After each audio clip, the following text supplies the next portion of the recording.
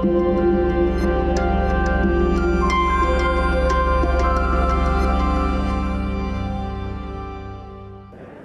everybody. We got to get started. I know there was a card reader problem, but it turns out we still have to end at 5:20. So we got to get it moving along because we have 3 delightful micro postmortems. Hello, I'm Brandon Sheffield. I'm unrelated to this, but I run the career seminar, and so that's why I'm here talking to you right now. I hope you enjoyed it. This is the last talk of the show. So yeah, woo indeed.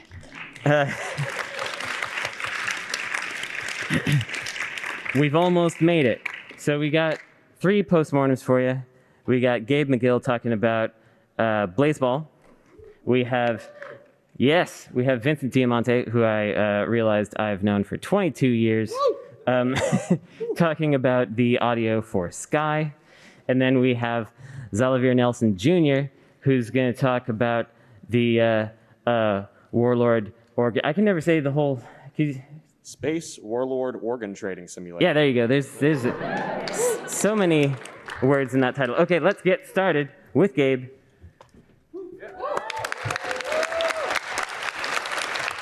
Hi, everybody. Congratulations on surviving GDC. I have 150 slides, so I'm going to go quickly. My name is Gabe McGill. I'm a product designer at the Game Band. I joined Blazeball right when it started, so we're really going to do this. We made a lot of slides. Joel is sitting in the front. Shout out. We gave a talk the other day on Blazeball, and it turns out that giving a talk with another person is incredibly difficult, and never having met him before in my entire life, it's very hard to do so. So what is Blazeball? Well, it's a baseball league. That's really all you need to know, except for the part where it's also a horror game where the community is the one who's driving the story. Blazeball is really a game about choice. This is probably the best encapsulation we've found. And it's really, really weird. Instead of having a playthrough for every single player, like in, say, a video game, we all have one shared understanding of the universe. Blazeball is just one thing, but it's kind of really hard to know what's going on if you're just on the website. So our understanding actually takes place on Reddit, Discord, etc. We also develop it on a highly compressed time schedule. We have an election every week, and we're basically running an entire sports season in that week. So if we need to change something, we find out Wednesday, and we have to make the change by Sunday. So we iterate rapidly, and our iteration is primarily dictated by the outcome of an unpredictable system. We're building the simulation, the fans are setting up inputs, we don't know what's going to happen, and that's the thing that we use to drive direction.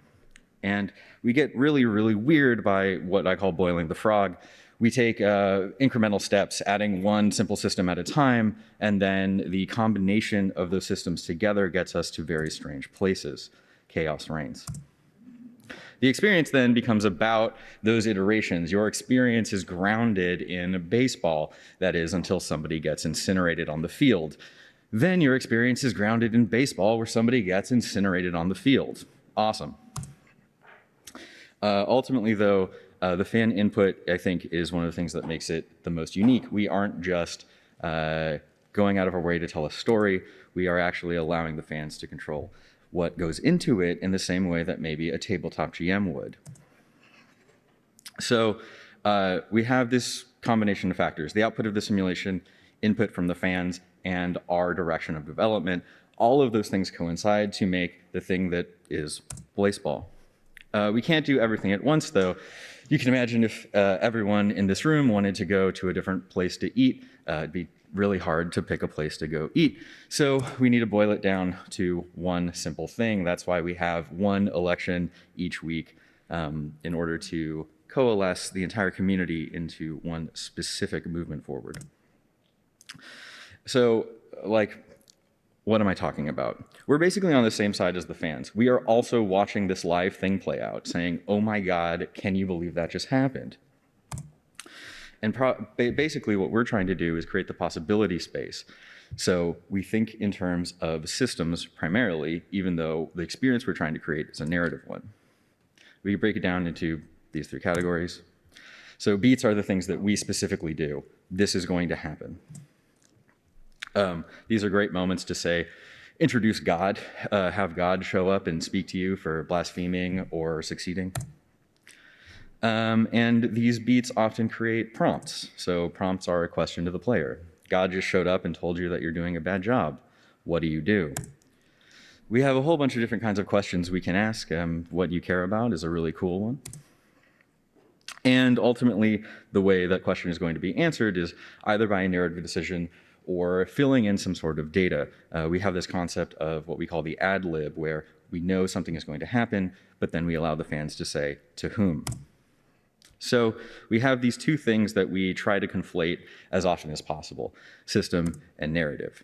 If something is important in terms of the story, we should see it take place on the field of play. It should happen during a baseball game. If, for example, Luke Curtiz shows up, he better impact what's actually going to happen in the sport. And every time we make a prompt, we are also making a promise. When you tell us what you care about, we will respect that. And how do we respect that? Well, we like to reward with consequence. The consequence is probably a system, and it's probably a cursed system. Ultimately, though, the best situation are when the fans have a very clear idea of what's going on, what they want to do, what they can do, and then we throw them a monkey wrench or monkey's paw. If you're unfamiliar with the term, it's basically an unintended consequence. So you get the thing that you do want, and you also get something that you very much do not. You can think of it like a mixed success in a tabletop RPG. You get what you want, and you get what you want. But this allows the fans to have like one very specific goal that they're trying to work towards, and then the complication of the story comes out as we introduce some secondary effect. Sometimes they just want to mess around and find out what happens. But typically when it's more focused, everybody has more fun. It's a lot easier to tell one specific story, even if ultimately that ends up in a labor strike. So when we do a good job, we give the fans the thing that they want, and then also introduce a complication that moves the story forward. There's not really any point to all of this unless there are people playing it. So we have this concept of the digital stage.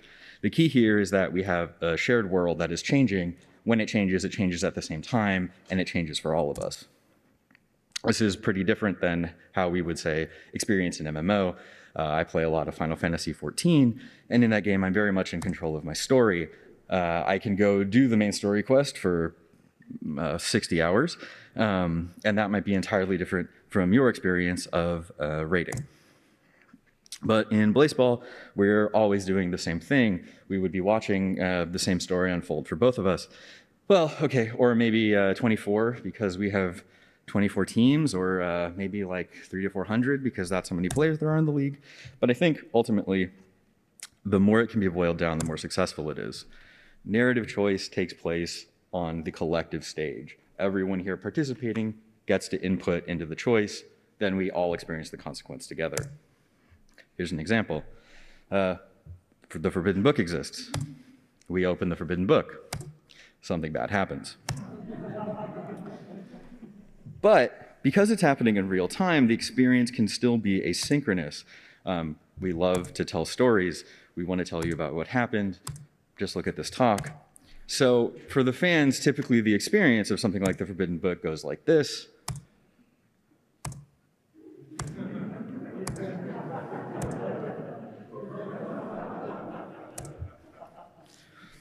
And even if we're having an asynchronous experience where the way that we're digesting the story is secondhand through our friends, the change still happened in the moment.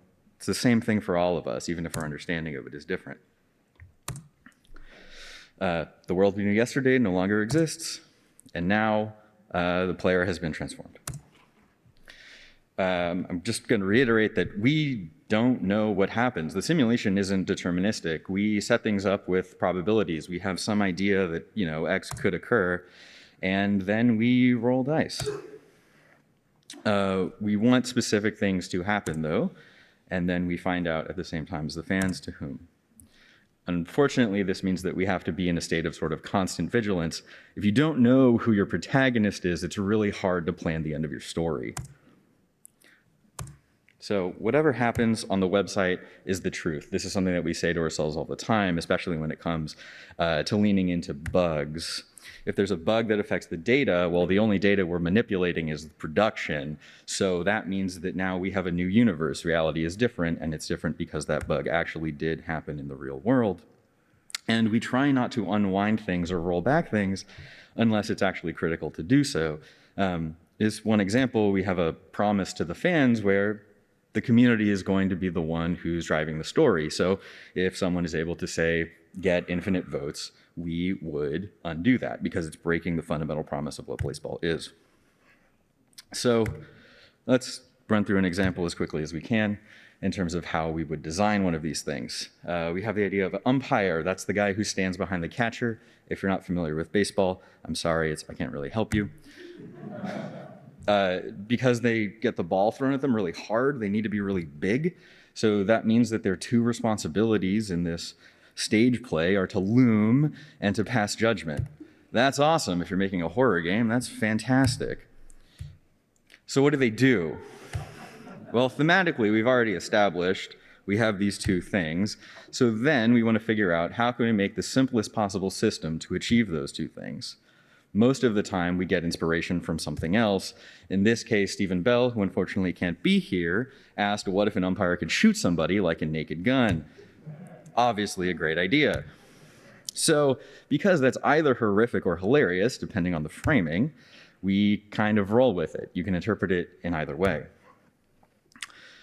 That makes a lot of questions, though. When you can kill somebody, well, you have to figure out where they can go. What happens in the simulation?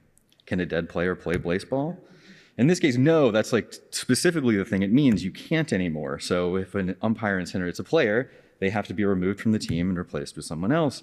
And that was the system as it was first introduced. Just those two rules. The player goes away and a new player is there instead. And then we keep adding to it. So if someone dies, where do they go? And we introduce the answers to those questions as piecemeal. So we find out that players get incinerated and leave the league, and then we find out that they end up in the Hall of Flame. And then we find out that the Hall of Flame actually, its purpose is to create an all-star team to kill an antagonistic god. So umpires always existed, but we need some sort of inciting incident, and we really want that inciting incident to be driven by the fans. In this case, it was the opening of the book. It's a scripted moment that resulted from an election. The player that it specifically chose to incinerate for the first time, we didn't choose. We just set up a simple rule, picked the best player. Then we wrote a script to establish what would happen. The umpire's eyes turn white, Moab is swallowed by a hellmouth. The first incineration, shocking, but it's also tipping our hand at the system. We introduced solar eclipse at the same time as incineration. That is all you basically need to know for the system. The interpretation, though, would be something like this. An umpire just killed somebody. What does that mean? And that second piece, really, if you think about it, is what playing Blaseball is. So you ask yourself questions like, can players just die now? But only in specific circumstances. This is the part where we can sort of tell the story. It's not just a random die roll. It also allows us to introduce more complications. So we have a modification of unstable. A player becomes unstable, they're more likely to be incinerated. And then debt, players can cause each other to become unstable. In this way, each of these very simple pieces, one after the other, is getting us to a place where we have a very rich story. Blaseball is all about kissing. Keep introducing simple systems. Let's talk about how this works on a typical week. It's Monday, well, except it's actually Sunday, because that's when the election happens. So it's really important to know what the new fan input is going to be. We pay a lot of attention on Sundays. Are there new storylines? Are there new introductions of systems? Are there things we didn't anticipate? Does some player now have multiple modifications that will work together in some unexpected way? How did our life get complicated? Then we have an idea of where we want to go. And maybe we have a very clear, specific idea of where we want to go. Just going to give a little bit more context for the Forbidden Book. This is the actual text. In the early days, Joel was prototyping the game and really allowing the development to be sort of completely driven because all the fans were the internal developers. So we needed to introduce this choice when we finally got to it being live. How are we going to introduce this system? We chose to do it via mystery box, and we assumed, well, that's a pretty juicy mystery box. So the fans chose to open the forbidden book. We had a very clear idea of the outcome. The sim incinerated the players, and all together, we told the story of Blaseball. That's great. When we're doing a good job, we have a big stack of simple systems that's driving the narrative forward in collaboration with the fans. Everything makes sense on its own, and the part that's really fun is imagining how this is going to play out when they're all stacked together. We go into it with this sense of being incredibly flexible and embracing the wild ideas that we or the fans have. But I don't know, that was really quick, right? Can you remember everything I just said? I probably can't. Sometimes it's too much. And we really want the moment-to-moment and big takeaways to feel cohesive. It's why I structured the talk in this way, to try and overwhelm you with information so that you would understand better what it's like to play Blaseball. Eventually, the stacking systems get too complicated, and we need to cut some away. But if any of you are narrative designers or storytellers, taking away player mechanics is probably the least popular thing you can do, so you really need to adjust it from a narrative perspective. Another mistake I would say we made is leaning into team stories. If all 24 teams are trying to achieve a specific goal, well, we have 24 threads going at once, and that's too many. So we want to try and simplify things, get back to the place where we are running one main story that's easy to communicate to your friends. Ultimately, it's about building tools that allow the cool stories that come out of Blaseball to be communicated to each other.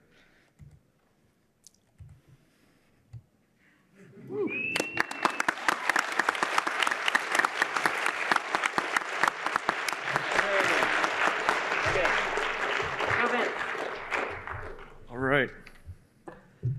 Hi there. My name is Vincent Diamante, and where's the thing here? Here we go.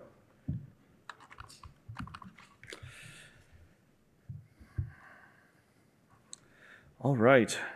Hi, yeah, my name is Vince Diamante. I do not want to do Camtasia. I think I did that right. Cool, this is the Sky Children of the Light music micro postmortem.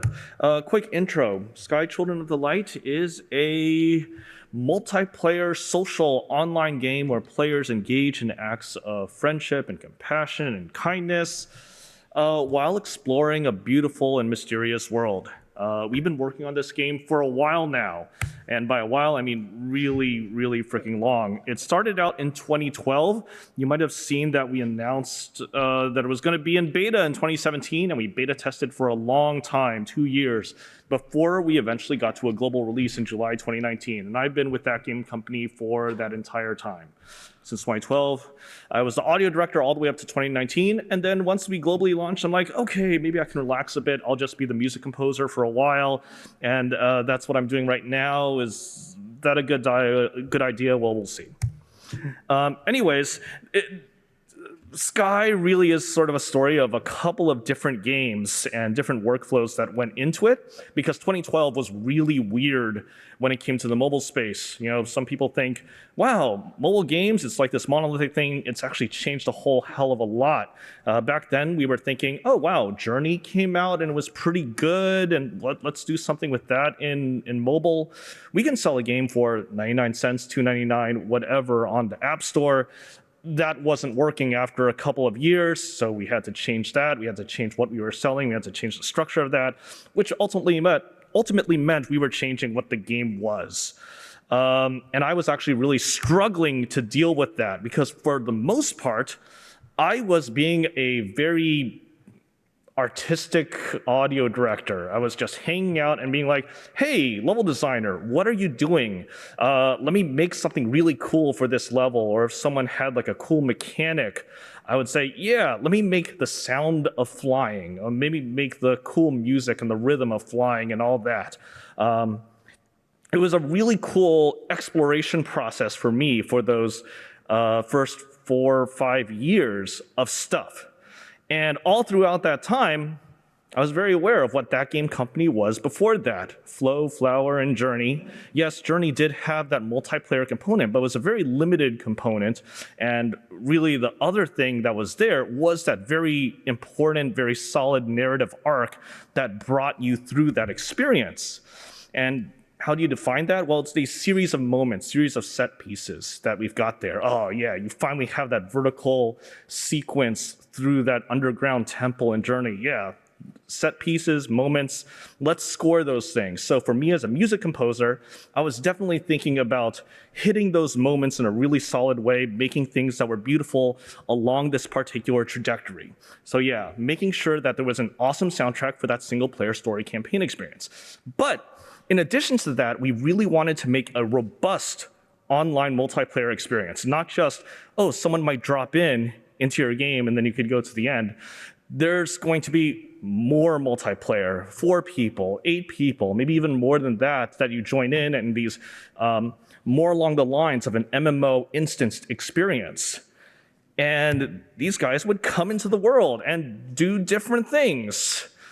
And for me as a music composer, I was thinking, how do I actually rectify what the music is that's going to be playing at any given time? Someone wants their emotional story experience, they're interacting with this really cool NPC, and then they get smashed into an instance with a couple of people that are just goofing around and doing silly tricks. Some of you who've played Journey might know about people who are into out of bouncing, just doing really cool things with the weird level geometry. This also happens in this game too. Hey, they just want to have fun. They want to play around with this. How does that actually jive with what's going on with these players that are playing the story? And we didn't really have a good answer to that, except maybe let's just make some tech in order to try to deal with that. That is not the thing that I was looking for. That's the wrong slide. Okay, so there's a missing music tech story. Music tech. One of the cool things that we did was we have all these music callbacks that are in the game. So I did all the music in Cakewalk Sonar until we got into Reaper, and I kept on using Reaper. Cool thing with Reaper is that you can do these things called rescripts and script actions, where you run a script, I'm reading MIDI note data, and then it can export these markers into the project, which I then exported into fmod music events, which would give me some cool things. I could know at any point in the music what chord is being played, what the melody was, what the dynamic level was. And that was really useful because then I can jive the sound effects that are playing with the harmony and key center of the music that's going on. And we made a pretty good decision early on to actually make this happen for all the music. So I was doing things in Cakewalk Sonar, then I eventually did things in Reaper, running rescripts. It was great. There was a missing slide in here, which is actually really important. I'll try to describe it. There were 2 other pieces of tech that we did specifically for rectifying the different types of music in the game. One of them is sync. So we can actually sync up what clients are actually playing and say, hey, there's Music 1 that's playing on iPhone 1. Okay, let's make sure that Music 1 is actually playing on all 3, 4, 8 iPhones at the same time, at the exact same point, and it will sound really cool and awesome. Okay, but what if I don't want to do that? Then we introduce this idea of not just music background, but also music foreground. So if someone is doing something elsewhere in the level, like they go into a little nook, and they say, okay, I'm going to do this little side quest that's not related to the main story that you actually experience in that level, then you can experience music foreground. Maybe the music foreground is a stinger. Maybe the music foreground is actually a looping piece of music that accompanies this particular quest, but they will have music foreground and they can have their music not synced with the other people that are experiencing stuff in the single player campaign. And that's what we thought we needed because there was this clear divide between these different types of music. The music of the core narrative, where you would have cutscenes for experiencing the cool things that the elders of the world were actually showing you. But then there were all the other things that came along the line. Once we realized that we weren't just being a free-to-play,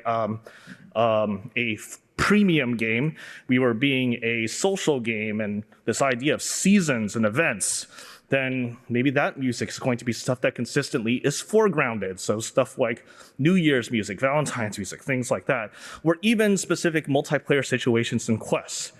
So we're going to introduce a new space in the game that's specifically a flying arena. All right, maybe that music is foregrounded, but it's also synced between all the players that actually want to play in that particular space. So hopefully I described that okay. Ratios of music. So at global launch, there was about 100 megabytes of music, and 100 megabytes is after things were crunched down into the Fmod music banks, and the core narrative music was about 75 some megabytes, and then everything else was the rest. Seasons, quests, and sheets, those basically correspond to the new stuff that would come along the line. There's stuff in there because we were beta testing this idea of seasons from 2017 to 2019, and it seemed pretty cool. We kept on going with that. And so now we're on 14 seasons, and the core narrative music is still there, still 70 some with a few more here and there. But now the music bank size is huge. It's 250 megabytes compressed, and it's actually really crappy quality, but that's okay. You know, it's an iPhone.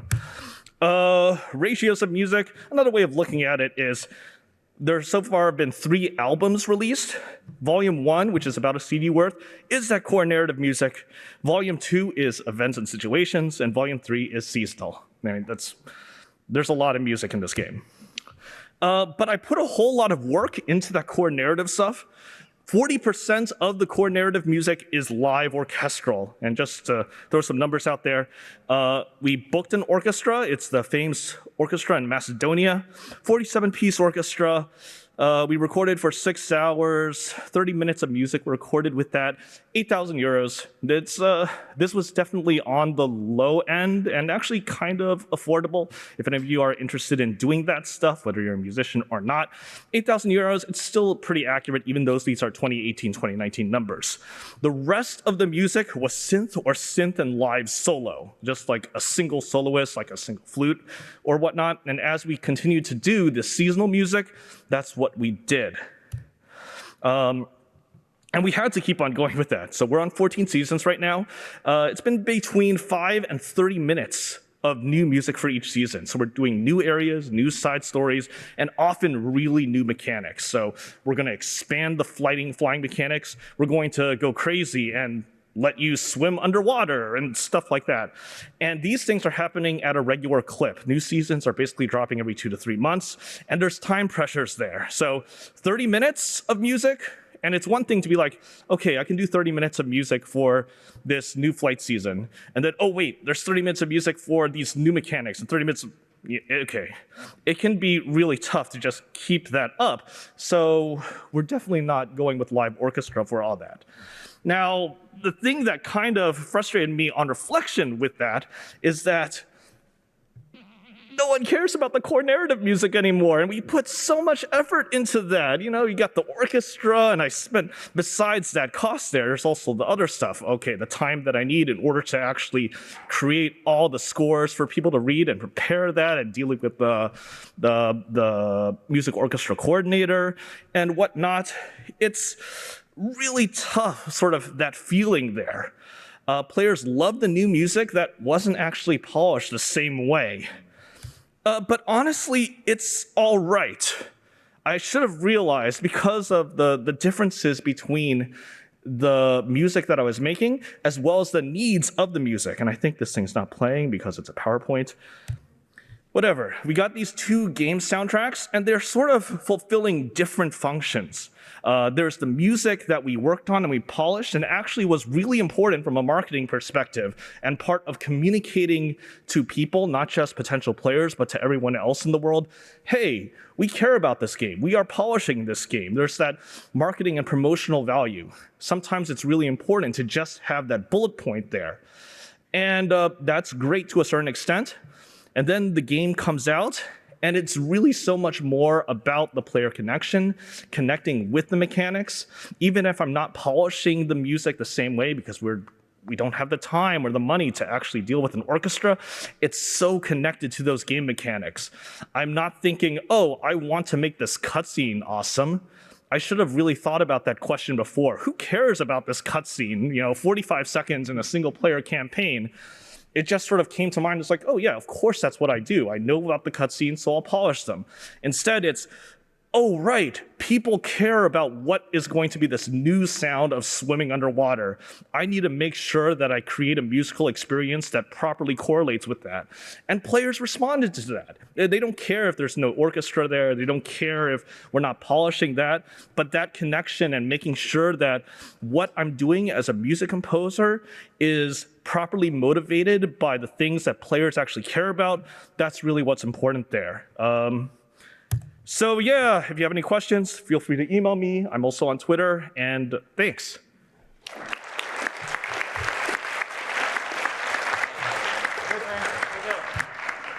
I think yours is over here. Okay. So I'm Zelver Nelson Jr. I do a lot of stuff, and I've eaten at Denny's 4 times in the last 3 days, so if I'm not entirely lucid, blame the Denny's Corporation. I've worked on over 60 games in the past 6 years. I was a journalist once upon a time, including running a column for PC Gamer magazine for 2 years. I've worked in RPGs and print. I've written comics. I used to go around the world wearing Jeff Goldblum masks for non-criminal purposes. This is a postmortem of one of my latest games, Space Warlord Organ Trading Simulator. And it's going to run a little bit different than a formal postmortem for some reasons we're about to go into. First, what Space Warlord Organ Trading Simulator is a sci-fi body horror market tycoon. You know, because that's, you know, a breakout genre that everybody needs. It's really hot right now on Steam. It revolves around the one thing everyone has, wants, and needs in a strange and evolving universe, organs. And this has been the cause of an existential crisis, because when you're making games that are idiosyncratic, people treat you as a monolith, like you are making these games alone instead of actively enabled by a team to create singular visions and bring them to life in an ambitious and expansive way. And it's fucked, frankly. So, I want to talk about how our studio works, if only because people all week have been saying, how do you do what you do, and why did you do that to your body at Denny's? Strange Scaffold uses something I call the Constellation model. Essentially, my work and purpose, not just as a creative director, but as a person, is to find ways to make games better, faster, cheaper, and healthier for the people who build them. I create a singular vision.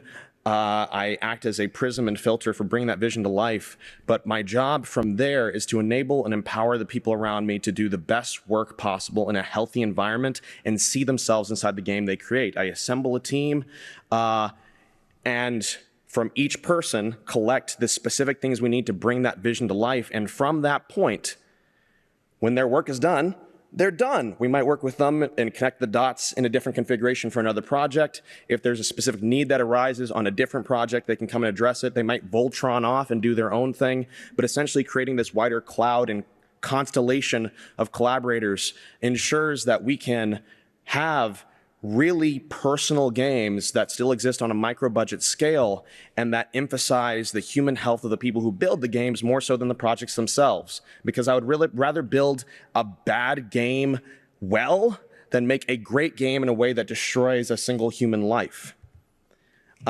This is guided by a few key phrases behind our studio.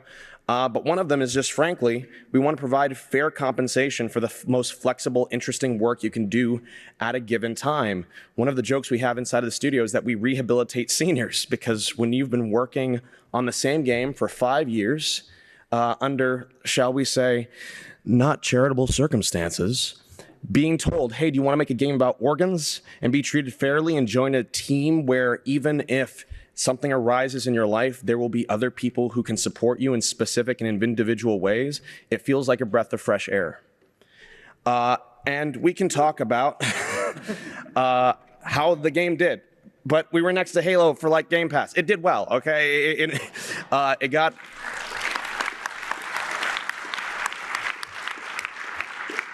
It got very flattering and frankly surprising critical and commercial attention. It earned back its development costs, even putting aside the Game Pass deal very quickly.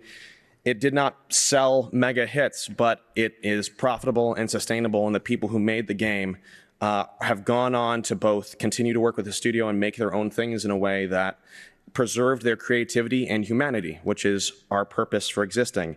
But through all of this, people are acting like this was my game.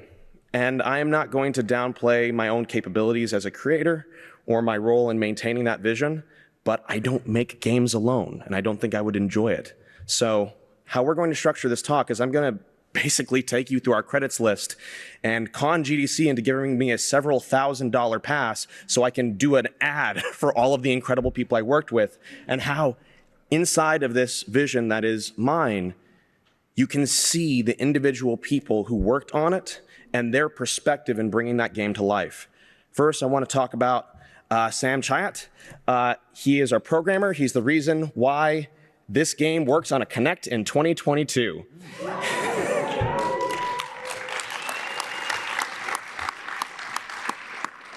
As you can see here, Sam has a deep distrust of the Unity engine, and so he scaled our actual screen space to be the size of several football fields so we could just drop in sprites and not tell Unity shit. His perspective on, again, making games better, faster, cheaper, and healthier, and creating collaborative tools means we can make anything, any major piece of content in a game within 2 to 5 minutes, and it's created in a workflow that is itself joyful, because the process of making games should be as much of a joy, if not more so of a joy, than playing them.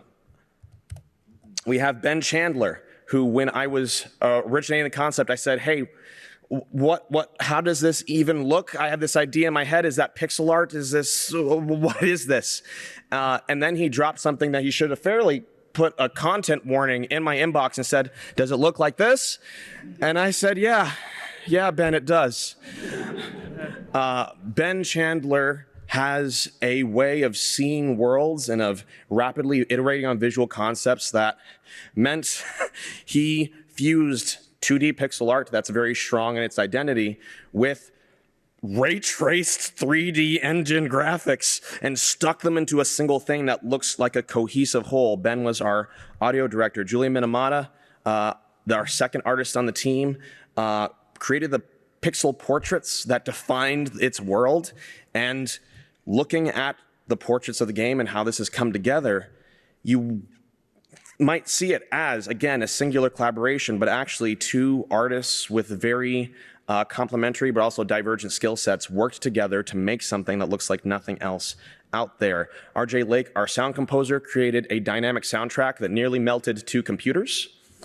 Every single tab in the game has a different mix of a central theme that's being made that also has an escalating mix once your trading day begins. So we ended up making like 4 different mixes for 8 different screens for every portion of the game. And in our roughly 20 gigabyte repo for the title, 19 gigabytes are sound files. RJ Lake is a madman and also someone with a priority on team health and on finding reasonable ways to bring things to life that even with the madness finds method to enable his collaborators and focus on the singular vision for the title. Hunter Bond created this GIF. He is an artist. He used to be a carpenter. He is now a marketing expert, and his insistence on supporting the team overall and thinking and talking about how we can even turn down opportunities to ensure that the team had useful time to preserve themselves as human beings and focus on larger press beats is part of the way this game came to be. Marketing is a part of the development team, and anyone who tells you otherwise is either lying or ignorant.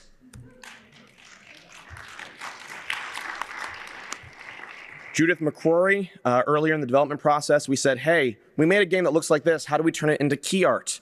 And Judith, taking her skills from Cartoon Network, among other places, found a way to translate this into key art that defined the branding for the title.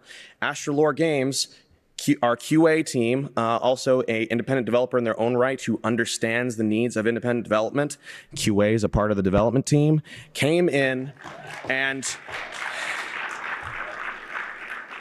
introduced us to the glory that is Notion and organized the issues and points of feedback that could be brought into our title in a way that revolutionized several parts of the game, even right up to the point before release, to make sure that we brought the best experience to players possible. And finally, we have our producers. Not finally, a lot of people worked on this game in multiple small ways that, no matter what their size was, allowed this thing to be what it is. Kawa Teano and Meredith Hall are our producers. They came in near the end of the project. And part of the reason they did is because this is a game called Witch Strandings. We made it in the middle of making Space Warlord Organ Trading Simulator because we're a little bit crazy. And because of the way in which we work, that game isn't completely finished yet. It's 95% finished, and we was just waiting for the final pieces of content to go in. And I kind of forgot to tell Sam to finish Space Warlord for 3 months. Having other people in the room to advocate for the development team and to see where the wheels are turning and who can be unblocked and supported is essential to not just the game, but the studio as a whole becoming a better place. Tom Vanita created a tutorial for an airport for aliens currently run by dogs that was completed by over 90% of our players. And I said, I've never made anything with a spreadsheet before, and I'm scared. He came in near the end of the development cycle and provided a template for how to consider a game from a spreadsheet perspective that allowed us to create the content that led to the final version of Space Warlord Organ Trading Simulator, and something that looks reasonably balanced, even though this game, much like capitalism, is deeply broken. And finally, not finally, lots of people. Maxi Molina made our Steam graphics. We were tired after finishing the game, even with an emphasis on team health. And I said, please, someone make our Steam graphics. And Maxi Molina took the various pieces of art from the game, including making some new pieces to allow us to create, among other things, a real money simulacrum using the Steam trading card market of an organ trading market. It turns out the human soul plummeted in value very quickly, which might be a commentary on Steam itself.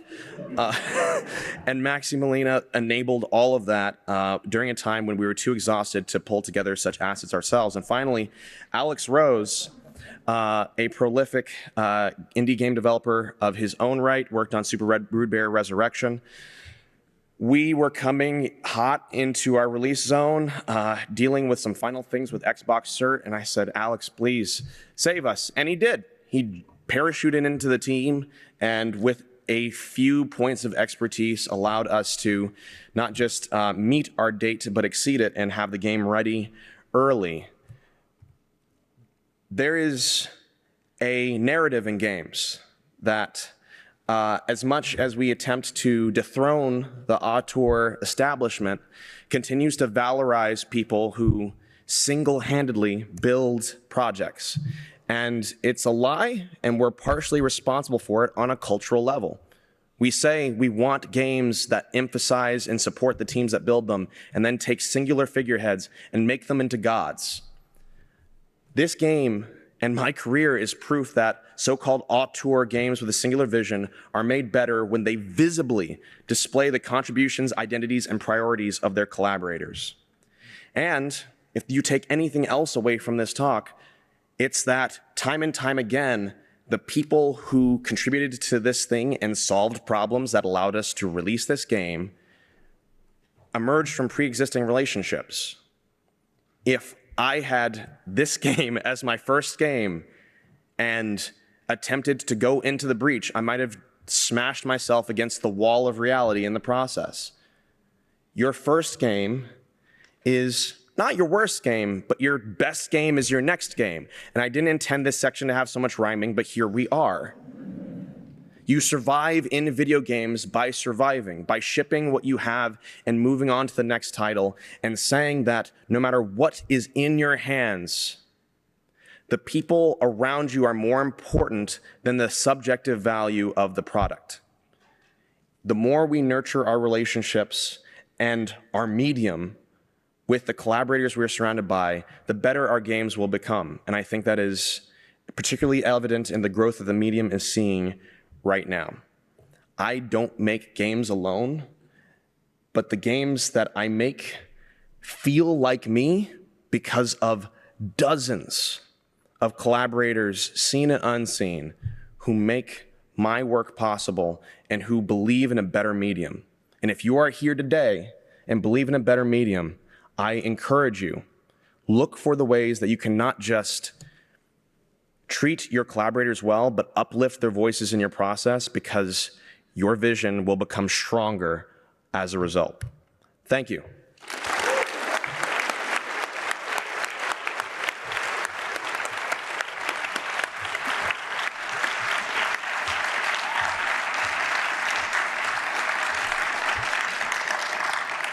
Okay, we have 6 minutes for questions if anybody's got any questions. But there's also a wrap-up zone that we can go to after this. But if anyone does have questions for any of the panelists, you can go to one of these 2 mics and ask it therefrom.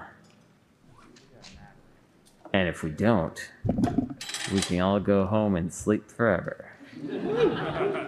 Please Hello. let us escape GDC. I will not let you escape.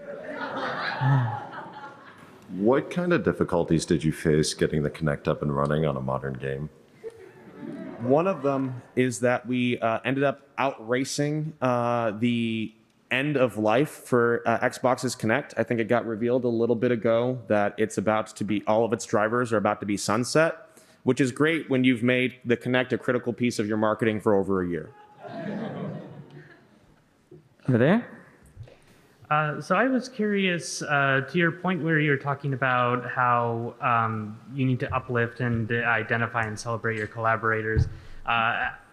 Just how do you, what's the best way to find those collaborators in the first place? Like, especially if you're just starting out and you don't really know who you need or what you need for your game. How do you know who to look for? Look for people who share your perspective and who can communicate and believe in the health of their collaborators first and foremost. You can teach and cultivate skills. You can go into a different area of development entirely, but what you can't teach is a human being to care about another human being. Or at the very least, teaching that might be a much more involved process than is possible over a single development cycle. So look for the people around you who have a rad perspective and are actively seeking to not just improve themselves, but to create better conditions for their collaborators. I hire a lot of people these days, and no matter what the skill set of the collaborator, I haven't failed with that methodology yet. Thank you. By the way, you all can answer too. Yeah, I have one thing to add to that, which is you should work with the people who make you the most excited. When you see yourself being reflected back to you in the creative output of someone else, that's the best situation you can be in, and those are the people that you want to, hold close to your heart and pay. Yeah, I've got a quick addition to that as well, which is basically piggybacking off of that, where like I've had multiple times where I'm like, I wish I could do something that looked like X, or I wish I could work with a composer that sounded like Y. And then the gears click another couple times, and I was like, wait, why don't I just ask them? And that has worked so many times. So, okay. I have 2 questions. One is, as a fledgling designer, how do I practice the dark sorcery called spreadsheets? Oh man. Yeah, like there are a lot of tutorials online. Like genuinely, the key I think is knowing the specific problem. Like that's always the part that helps the most with spreadsheets, because ultimately it's just a dumb way to do programming. And it's the only way I know how to do programming as well, so I'm not knocking at them, But if you can like very clearly define the problem that you want, then you can, get to the end of your expertise and figure out what question do I need to go ask the, infinite sized pool of knowledge that exists around spreadsheets to improve on. Sort of general knowledge isn't that helpful, but if you can find, oh man, VLOOKUP solves my problem, you've really improved yourself as someone who is using spreadsheets. And 2 is, who's going to Denny's tonight? I'm not. Nobody. The cycle has to be completed. And I really want another Panuki. Okay, over here. Oh, yeah. So, hello. After watching these micro talks, I have two main questions in my mind. The first of which is, what the hell is Blaseball? I need to see this. I hadn't heard about it before, and now I'm very interested. And my second of which is for the Denny's guy. My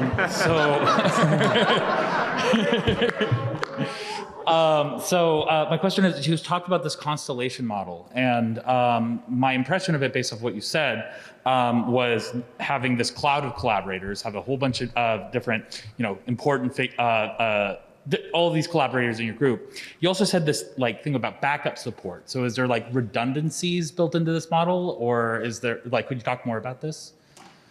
Let's talk about something that isn't Denny's first and talk about the glory that's Blaseball. Yeah, if you go to blazeball.com, you can sign up because it simulates the experience of watching the NBA or the MLB. We're currently in off season, so we're not running right now. But if you go and sign up, you'll get added to our newsletter, and you will find out when we are coming back. And I promise you will know when we are coming back. All right. That's very ominous. As far as this Constellation of collaborate, We just ran out of time. okay, Sorry. you'll never learn. I'm keeping the knowledge; it's mine. We'll go to the wrap-up